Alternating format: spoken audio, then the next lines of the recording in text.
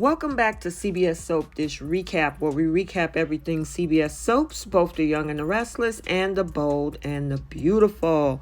And this is your Young and the Restless recap for August 3rd, 2022. And we have a little tiff between Nate and Devon. Of course, Phyllis is still lying about her intent to her own daughter, and Nick is trying to hold it together amongst this whole Ashland Locke investigation. So before we unpack this, take a second to make sure you're subscribed to the channel, and don't forget to like and share. So at the beginning of this episode, we were over at Society, where we saw Amanda try to play mediator between Nate and Devon because of this whole misunderstanding or miscommunication that they had, trying to help them talk out these things in this disagreement. Now, Nate comes in with an even worse mood due to all of the reporters trying to contact him for a comment, because Ashland got married and he was the best man. Now, since Nate was this whole unwitting accomplice to Ashland's cancer scam, he's worried about all of this getting out, causing problems for the new Chancellor Winter's company. Now, Amanda downplays that possibility before she changes the subject, asking Nate about Imani and why he decided to go ahead and talk to her about getting Elena's contract done. Now, Nate turned around and says, Imani actually didn't just, talk to me because of that. She was already in touch with me about your mother's rehab facility and simply asked about the contract at the same time. Now, we know she had an ulterior motive. Now, as Devon and Nate try to hash out their issues, Amanda kind of step away, give them some privacy. Unfortunately, Devon's line of questions seemed like it was micromanaging to Nate, which I think in this episode, Nate overreacted and complains when Devon insists the idea of a mentor or media training isn't a bad one. Devon also, you would hear him suspecting that Nate is overreacting because he's second guessing his career change. And it was like every question that Devon asked, which I didn't agree with Devon in the previous episode, but in this episode, it was like he just want to know the update on the artist. And he got offended. In the end of this, he got up, walked away. He was like, why are you asking me all these questions? I don't need to be micromanaged. I don't need nobody telling me what to do. And yeah, Devon was looking like, wait a minute, this is a business meeting. You supposed to be letting me know what's up and what's going on. And you're basically just in your feelings right now. And it's just so crazy. Nate decided to just bail out on the entire conversation entirely, claiming how he just want to go spend some time with Elena, who snuck back into town. And Devon is looking like, well, wait a minute. I still don't have the answers that we need. We got to figure out what's going on. But unfortunately, Nate was pissed off, so he took off and left no answers. They're at the same spot that they were, except that they're more angrier at each other more than anything else at this point. And the question is, will this ever get resolved, or will it escalate even further between the two cousins? And even later on in the episode, Devon kind of circled back with Amanda talking about throwing Nate into this business world too fast. The tension leaves Devon pretty much wondering if he would ever have a cohesive family business like he wanted. So it'll remain to be seen. I see this going way left if these two cousins can't get this figured out and, try to make this working together. So now we're going to roll over to the GCAC rooftop. Summer is having conversation with her mom about Ashland and how no one has stepped forward to claim the body. That'll leave Summer thinking that she probably is going to have to be the one to arrange a funeral with Kyle, especially because of Harrison. and for his sake. Phyllis is now mentioning that it's being like Diane Jenkins' funeral where no one tears was shed. She can't help herself. She just can't. After Phyllis take this whole jab about Diane's funeral not even really being necessary, Summer starts to question her mom about the earlier run-in at the park, which, is kind of suspect. Now, Phyllis is going to do her best to dodge all these questions that Summer is throwing her way, especially the ones about her and Jack, because she wanted to blame it all on Diane and it's all her fault. And I'm glad Summer said, well, what about when Diane left? It was just you and Jack. Whose fault was that?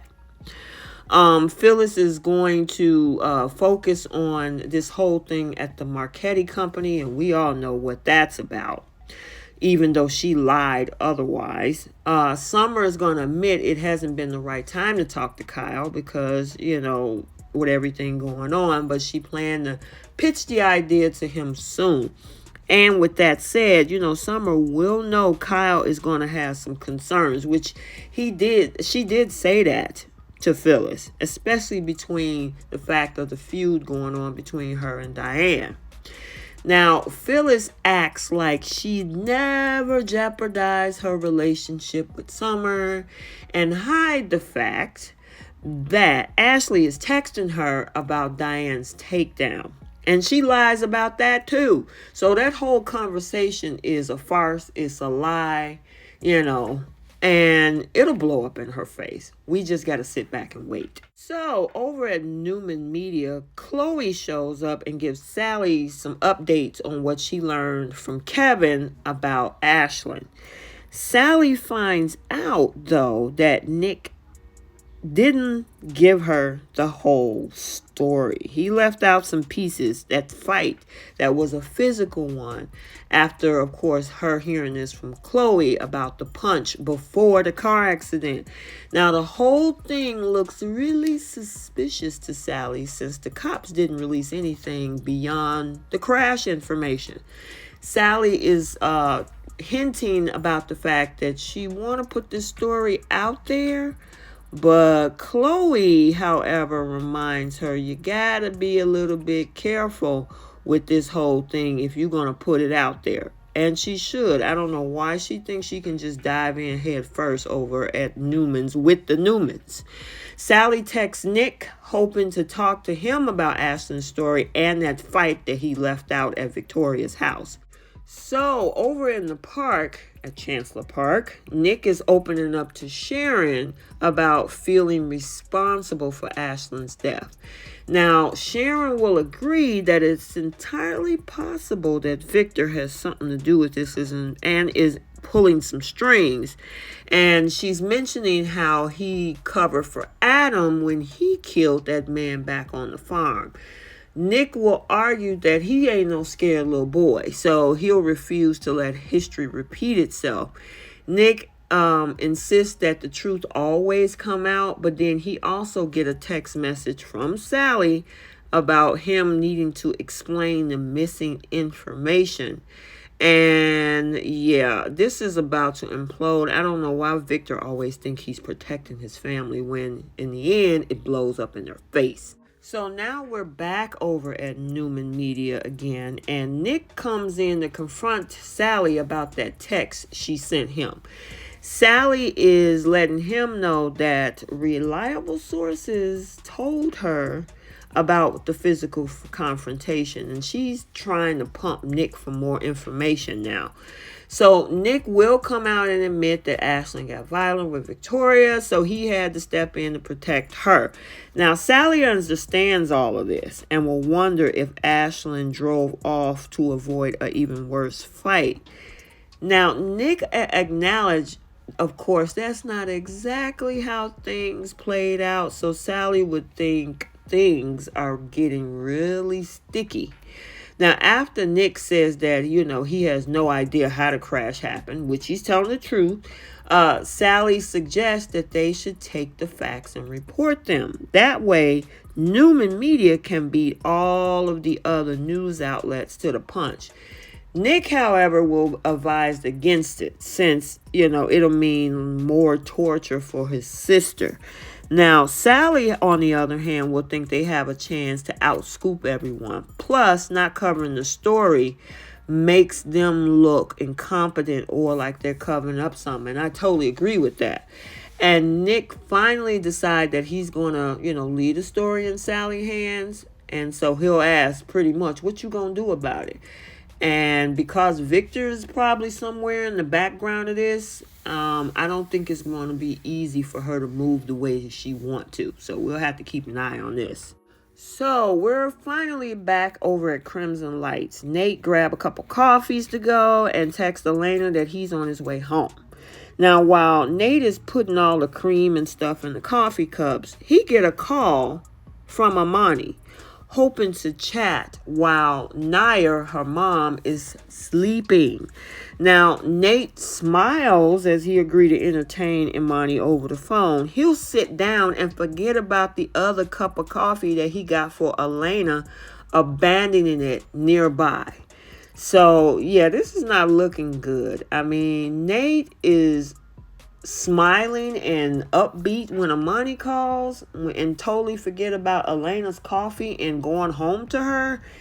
Yeah, that's about to go left. So we'll have to stay tuned and see how all of that turn out.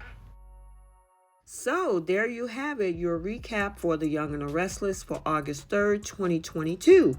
Also, stay tuned for the Bold and the Beautiful August 3rd, 2022 recap as well. And until the next video, take a second to make sure you're subscribed. And please don't forget to like and share. Bye.